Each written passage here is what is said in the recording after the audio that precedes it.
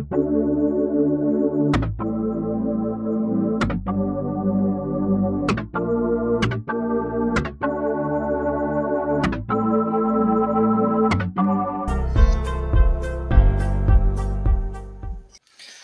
everyone. Thank you so much for joining today's LinkedIn Live.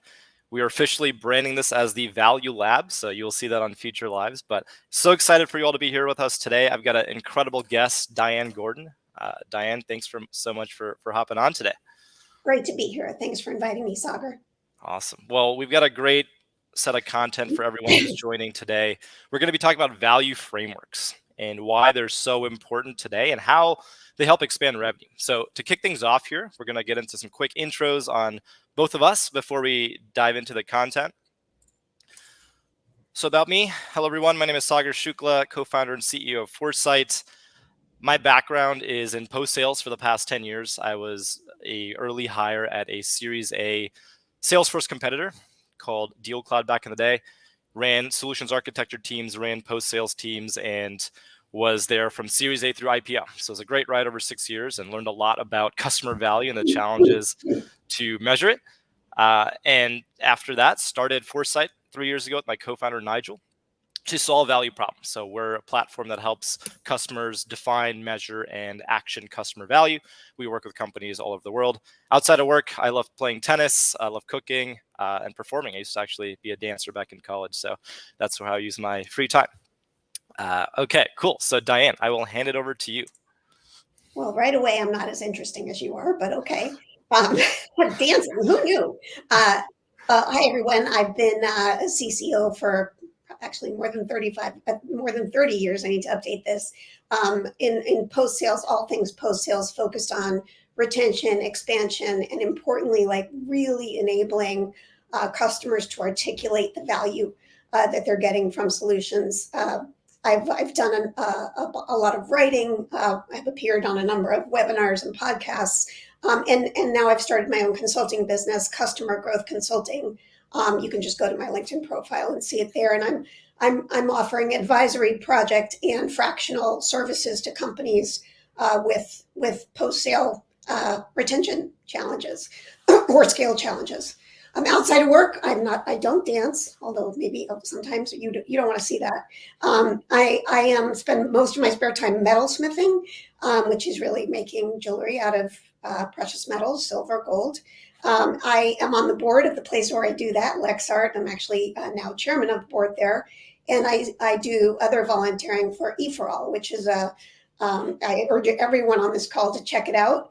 It's an organization that supports really early stage founders, typically people of color, and it's an accelerator for those businesses, and it partners them up with people like me and other experienced people who can give them guidance on what they need to do to get their business off the ground. So it's a volunteer role. It's hugely valuable to the community.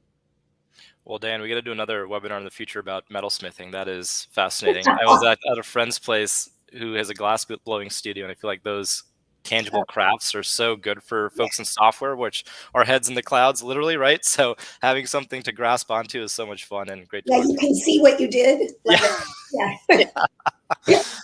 I love it. Awesome. Well, let's get into the content here. And as I said, I'm really excited to be sharing this with you. Diane is an expert in the world of value frameworks. We've learned a lot from her, and excited to share this. So let's start with some core beliefs on why are we even talking about value frameworks? Why is this interesting to folks?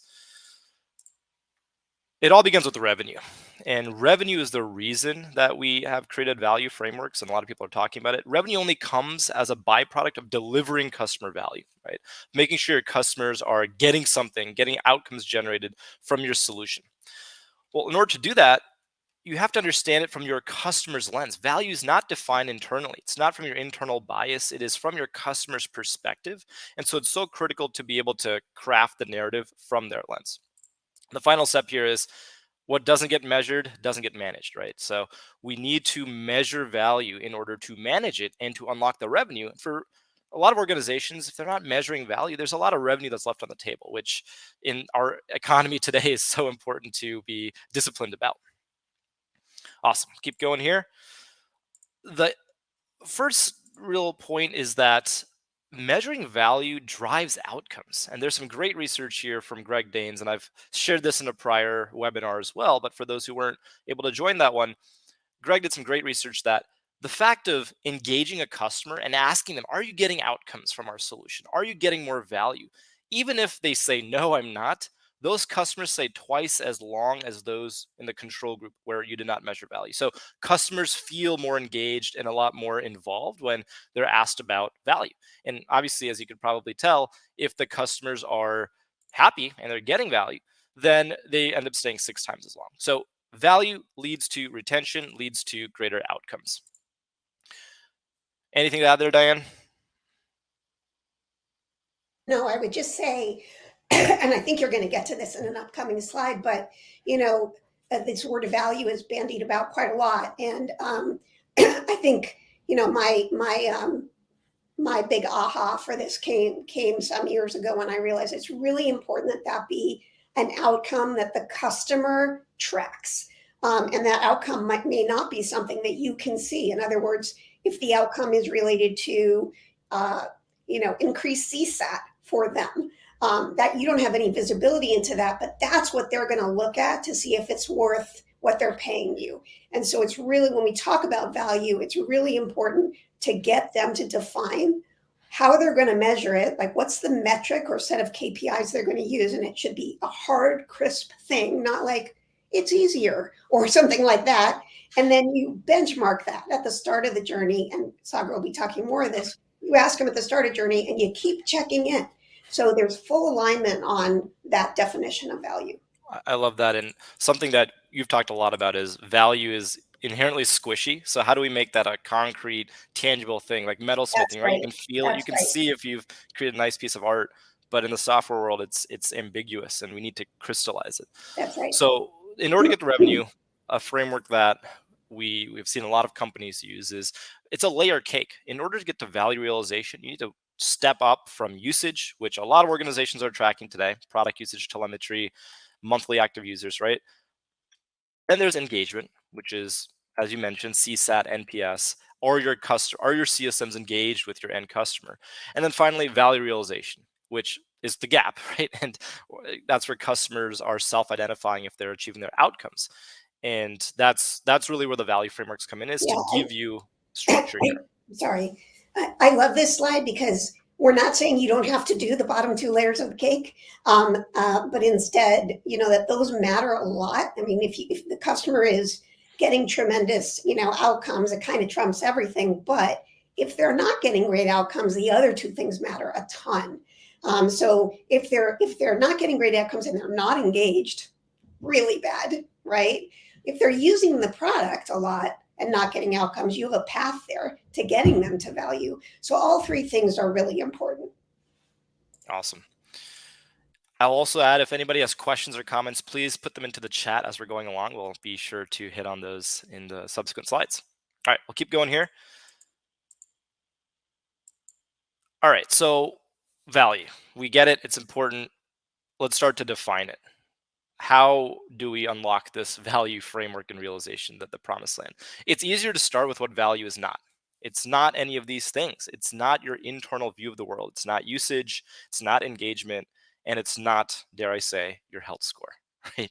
Your health score oftentimes is based off of the internal metrics, and it's important. It's a great indicator. But in terms of customer value, that's something altogether different. So let's talk about what is value then, right? How do we think about customer value? And the worldview here that Diane and our team and a lot of leaders are starting to crystallize is a hierarchy. It all begins with desired outcomes. These are the specific business goals that your executives and your champions are trying to achieve. Some people call this impact, some people call this results, some people call it outcomes. For the sake of this conversation, let's assume all of those are the same. Those outcomes are ultimately enabled by workflows. And this is where your solution comes in.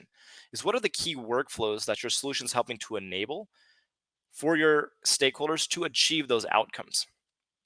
And the final foundation here is the jobs to be done.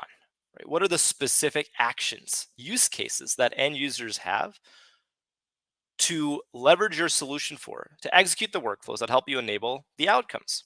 So the whole point of a value framework is defining this. That's the key goal here, and we'll talk about how you can do that. But once you have this data model, there's so much measurement and realization that can come off the back end.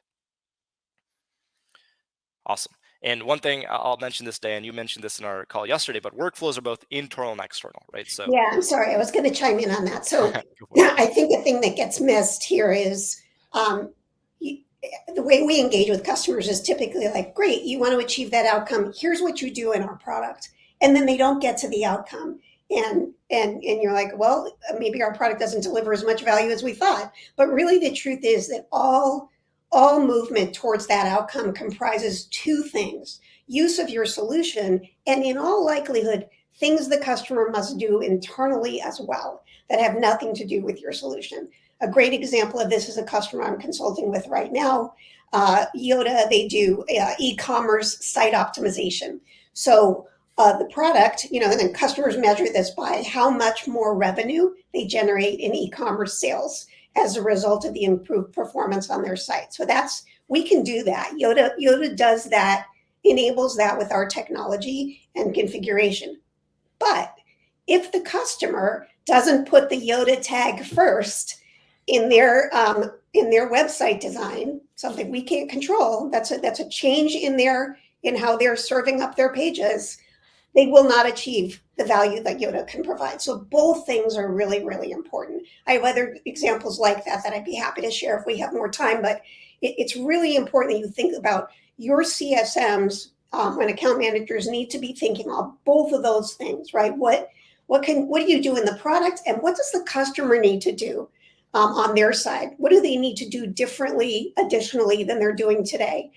Just realize that your products alone can likely not provide the full value. And I think that's a great point, because a lot of organizations are, for lack of a better word, right, a little bit internally focused, because we have to sell product, because Yes, we have to generate NRR, all these things. But we forget that our product is sitting in a larger context of a that's right. business, and we can't solve everything. Rare products solve every problem. It has to fit within. So I think great organizations were able to recognize that and talk about the overall solution and how their product plays a part in that internal workflows. They're going to really drive some great outcomes for their customers. Awesome. So we'll keep going here. Quick slide that each one of these layers in the hierarchy ultimately maps to a type of buyer. So you've got executives, strategic buyers. These are the C-suite who want to drive these outcomes and share them with the board, right? You've got the champions, who are the direct reports of the executives. They need to drive these workflows forward, and the operational end user. So throughout this hierarchy, there's a way to map to specific stakeholders and make sure that their voice is heard. It's all about voice of customer here. So the framework allows us to go to these folks and capture them. Awesome. Well, I had a quick question here in the comments. First of all, Lauren, thank you so much for your comment there about it being helpful. Looks like we had another comment come through as well from Matt. I got a notification on it, but your question, here we go. Matt, your question is, can you share an elegant way to address the need for action by your customers? What is the best time to do that? How to talk about it? How to hold them accountable? Great. So Do this you want is me a, to? Good. yeah, Please, Diane, go for it. So how I've done it, and it seems to work pretty well. And ideally, if you're using a value framework, ideally you start using it in the sales process, so there's no surprises post sales. But either way, when you have that first meeting with the customer, you should be able to say, based on what was learned pre-sale, we understand that these are the outcomes you care most about, right? They've identified those, ideally from a list you've given them, so you can be sure that there are things you can do. They say, these are the outcomes that we're looking to achieve. They say either yes or no, and they adjust. And then you say, great, we're going to work with you over the term of your contract and really to get you to those KPIs as quickly as possible. And we're going to do two things. One is we're going to help you use our product, get set up to use our technology to enable those outcomes. We're also going to need you to look at these three things and consider these three tasks, or workflows, or operational changes, or changes in where your tag sits. So you lay that out in that kickoff meeting, and ideally they've kind of heard that they're going to own some stuff pre-sale, so it's not a shock to them. But customers typically really appreciate that. And they really appreciate like knowing what they have to go do on their side to get full value. So then, if that's the action plan, you then are carrying that forward into each your cadence calls, I'll use EBR, even though I know that's not really a thing anymore. But you lay out those tasks up front, and the best way to do that is to have a playbook for every single outcome, and to do your CSM or account manager pulls that out and says, oh, to get to that outcome, here's the things we're going to help you do in our product, and here's the things typically we see that customers need to do in their organization. I love that. And there's a slide actually, Matt, if you can hold off for 5-10 minutes, we'll get to it, about the value journey and how and when this process should happen to ensure that prospects, folks who are onboarding, and customers have a continuous experience. One of the big benefits here is we're destroying silos. There's a lot of silos and handoffs that happen, right? Yeah. Handoffs are, customers don't want handoffs. They don't want to be handed off. They want to have a singular experience. So we need to make sure that's consistent across the entire organization. All right, I'm going to keep going here, and we'll get back to that in a second. Please keep sending your questions. This is great. Would love to answer any more questions that folks have. So let's take an example. What is value? Let's break this down into those component parts. Here is an example from Microsoft. So Microsoft has a CRM, Dynamics. I actually pulled this from their website. So they got plenty of customer testimonials. One of their customers is Lenovo. It's all public information. And so if we take this testimonial and break it down into the outcomes, workflows, and jobs to be done framework, we can start to see how this comes to life, right? In this case, this senior strategy manager at Lenovo wants to increase sales productivity. That's the outcome. And that can be measured by deals closed per rep. That's an internal KPI they can use to ensure their outcomes are going higher by using a CRM like Dynamics. A workflow that helps enable that outcome is more connections with prospects, right? We got to talk to more prospects. We need to have greater engagement overall. And a specific job to be done, this is probably an SDR's job on their champions team, or an AE's job, is we need to measure our activity. Right? I need to measure my activity across each geography of customers to ensure that we're seeing our connections go up. The workflow and job to be done is really where your solution comes in. And so the point of a value framework is to codify this and come up with all the outcomes, all the workflows, all the jobs to be done that exist in the universe of your solution, so that we have a menu, literal menu you can take to a customer and say, tell us, how important is this outcome? How well is this workflow being supported by our solution? Is this job to be done happening or not, right?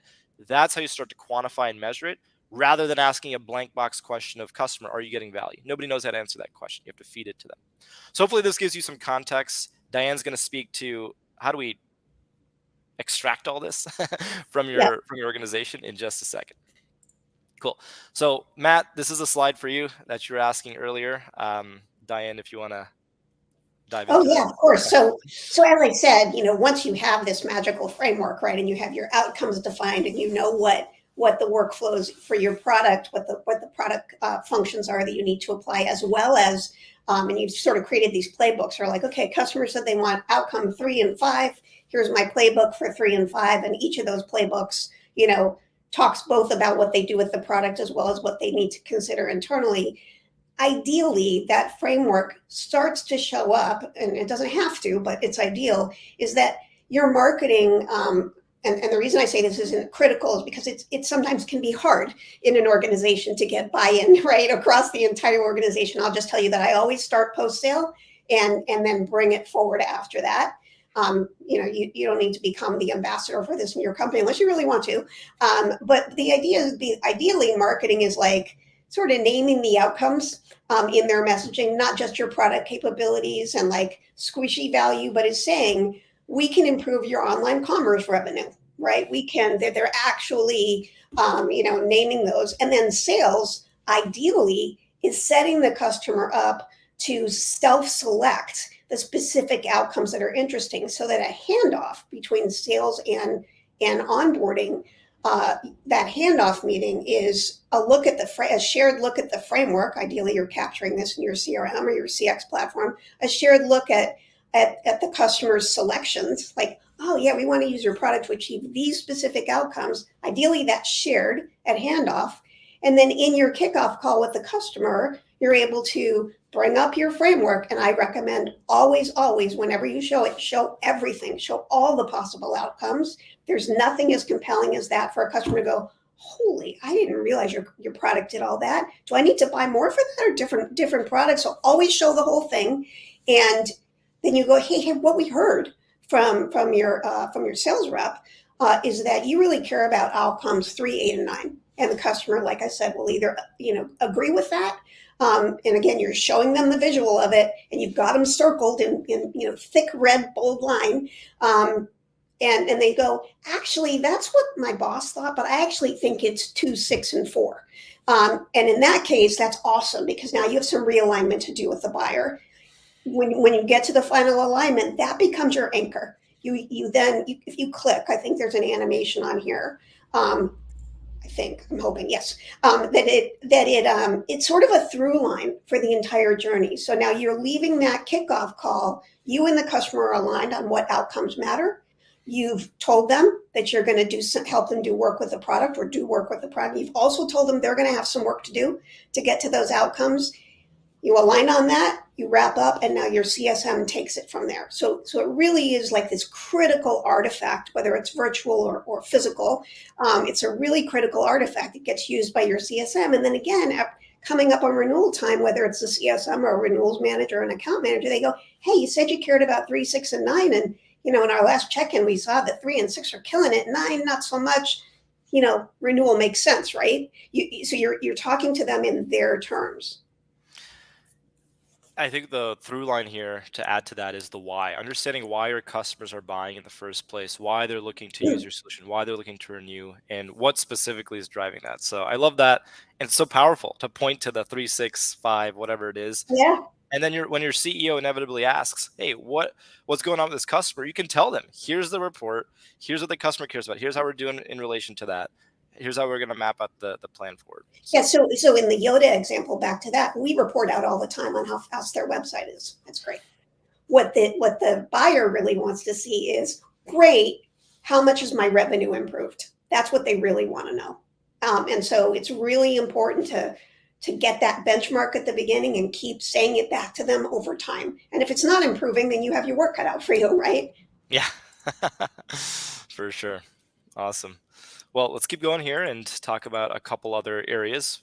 Primarily, how do we do this, Diane? How do we define Yeah, these three and layers? I now, and I'm looking at this slide and actually wishing I provided a bit more detail. So I'm going to speak to it, and I'm assuming there will be a recording of this that people can go back and listen to. But that first bullet has a lot in it, and you probably are going, "Oh, sure, if it was that easy, I'd just go do it."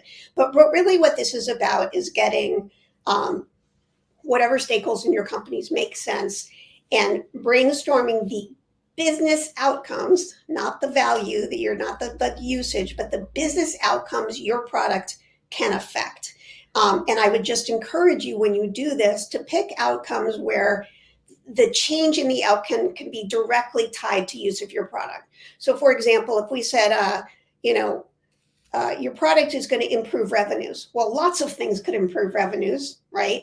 And so the challenge with using something like that is that they could say, well, we did a bunch of really great marketing and that improved our revenue. So how can we prove that it was really used? So work hard to develop a set of outcomes that really truly can be at least largely tied to your product. Another example is a customer I consulted with, Jellyfish. They do an engineering management platform. They have a number of outcomes that customers care about.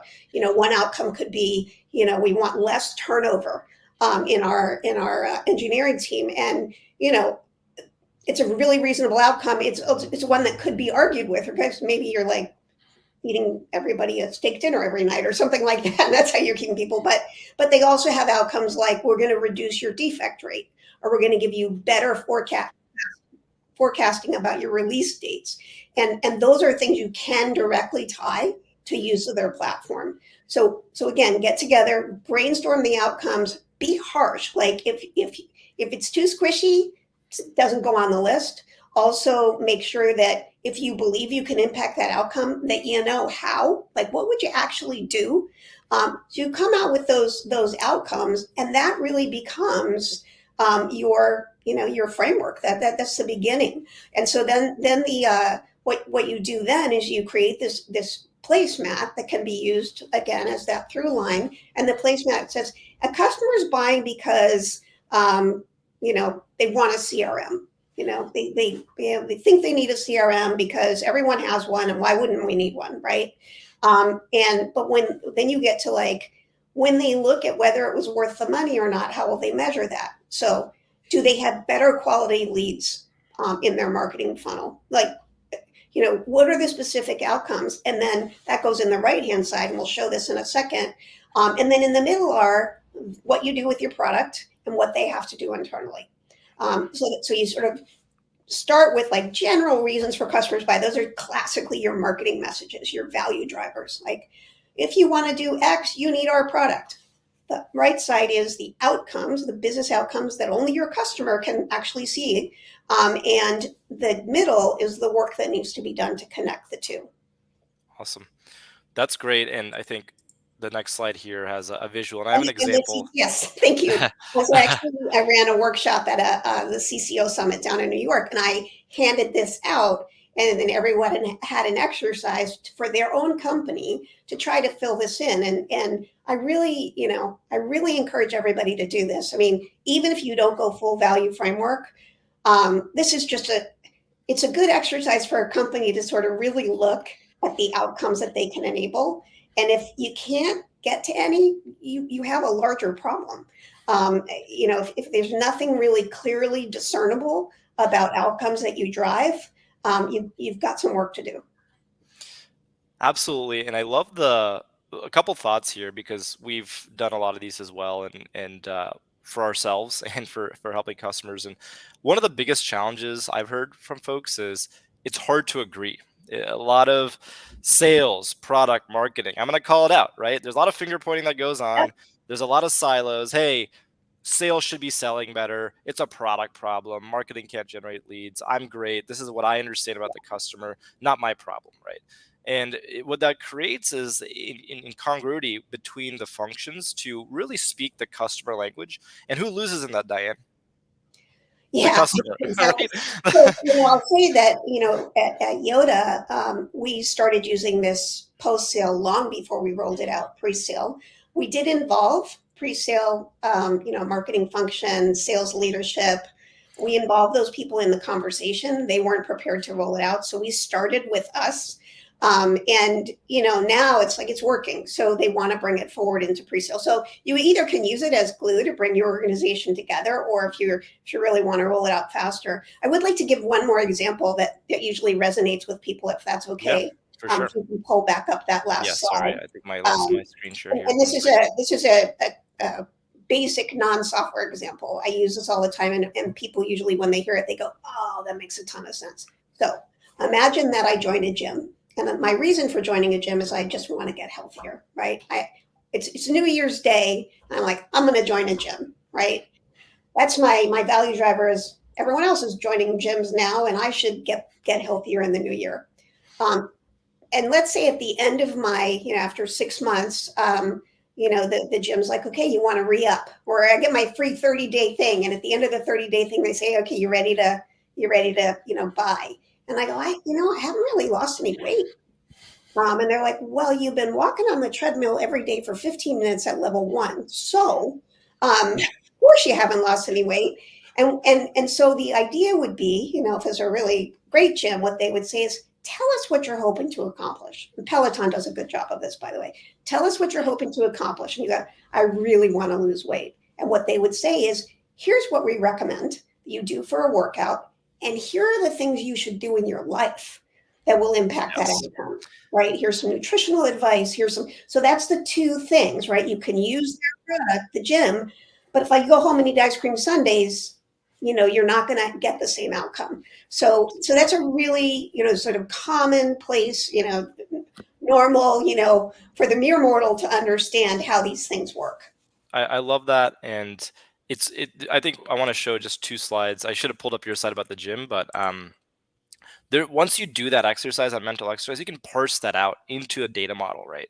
Of Yes. specific people execs, champions, end users, what their needs are, what are the jobs to be done, right? Map that to the outcomes and the areas that are needing to be supported, the roles. So there's a whole database that you can create based off of this to then share back with the organization and say, hey, here's what we need to be doing next. Here's how we talk about our customers in their language, and turn that into an asset we can start to measure and go forward with. So um, I'm happy to share Diane's resource and these resources with folks on the call. We're at the 30 minutes here, so want to close shortly and ask for questions. But the point is that going through this exercise helps yield a value map, right?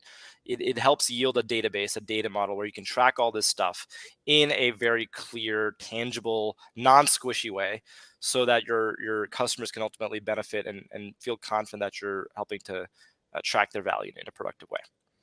So, any other thoughts, Diane? Any closing thoughts before we see if Well, there's any I other want to say questions? that I have been piloting Foresight at Yoda, and what it's enabled us to do is take that value framework that we built and say to the customer at the outset of the relationship, all right, so A, validate that these are the outcomes that are important to you, and sometimes you find out that they're not, and you can do that with various stakeholders, as Sagar mentioned in that people map. And then over time, you reassess. And there's something different about getting an assessment that's pretty easy to fill out versus somebody just asking you like, how's it going, do you think you're. So the assessment says, are these things still important to you? Are they as important as they once were, more important, less important? And how much do you think we're impacting those things right now? And so you have this constant pulse on, are the things they care about the same, changing, and how are they feeling about how your product is helping? And it's just made all the difference in our CSM engagement with our customers. So I'm not trying to. I just think we didn't talk enough about how you apply foresight in this, and this, just candidly, this is like a godsend to a person like me who's been looking for a way to do this non-manually. So anyway, I can't say enough about the product. I appreciate that, Diane, and promised everybody on this call this is not a solicited advertisement for Well, no, Foresight. I put Yeah, that in. You I can, hit me up later, Jim. yeah. No, thank you so much, and yeah, intentionally. Look, Foresight, we help build value frameworks. We help you measure it. The goal of this webinar is really to share some thought leadership around why this is important, how you can do it. If you are looking to put this into practice, you've got two great folks here on the call. Diane has done this for years. She can help you put some thoughts together on this. And if Absolutely. you're ever in the market to look for a solution and services offering that can help you productize this and make it super easy, we're here to help, right? So you know where to find me on LinkedIn. You can comment on this post, and I will leave it with this, which is, if you are interested in getting more information, please just comment here and say, hey, I want some more information on this. I'll DM you. I'll share the deck with you and make sure that you get any other resources you need to start to think about how your organization can benefit from a value framework and really drive some of this messaging home. So thank you all so much for joining. Diane, it was a pleasure having you on. Thank you very, very much for It's spending always time super with us fun this stuff with afternoon. you, Sagar. Yes, awesome. And I will let anyone who has questions remaining, please share your questions right now. We've got a couple more minutes with Diane to answer them. Olha, thank you so much for joining 2 webinars in a row. You joined the Cancel on PS one a few weeks back and had some great feedback. So thank you for joining this one and for listening in. So we'll keep it open for a few more minutes, and please send your questions in. If not, we will close it out and you'll have the recording for access. Cool. Ashwin, thank you so much. We'll send you information. Matt, awesome to see you again. It was great chatting with you a few days back, and we'll send you those resources. Folks, keep sending in comments if you're interested to get more. We want to keep it personalized, and we'll reach back out and make sure that you have exactly what you need to make this happen within your orgs. All right, Diane, is there anything you wanted to plug with the audience while we have you? All I want to say is, like, I think this sounds like hard. It's so not hard. Like, once you do it and you've got the outcomes, you've done that hard work. It's so helpful, and it just is not. It's not hard to do. It sounds like it's this really, like, strict, scary thing, but it is really pretty straightforward. I think it's, the word value has been, you know, over strategicized, if that's a word. I think this just lends some you can grab it to it. Yeah, and I think that's the point of this, and subsequent webinars as well. We'll be talking about this. Is value doesn't have to be this pie in the sky idea. It No, is tangible, and that's why we exist. That's our purpose as a SaaS company, right? That's our purpose as providers in the industry, is we want to create value. But if we don't lead with that, we don't really create a way to measure it, then we lose our purpose. We start to lose track of why we exist, and it takes us down these uh, not ideal paths. So appreciate you saying that, Diane. And one, if there's any other folks who are still on, and I'll end it here after this comment. But if there's other topics that you all would like to hear about or listen from our speakers in the future, please comment that as well, and we'll be sure to bring the right experts on the Value Lab, rebranding as of next week, to talk about this. Awesome. Well, we will end it there. Seems like we've got everybody who's going to comment for now. Diane, once again, thanks again. Looking forward to doing this again, hopefully in the near future. thank you so much for having me, Sagar. And Cool. thanks to everyone for joining. I'm sort of, happy to be along on this ride to make value frameworks much more prevalent. Cool. Awesome.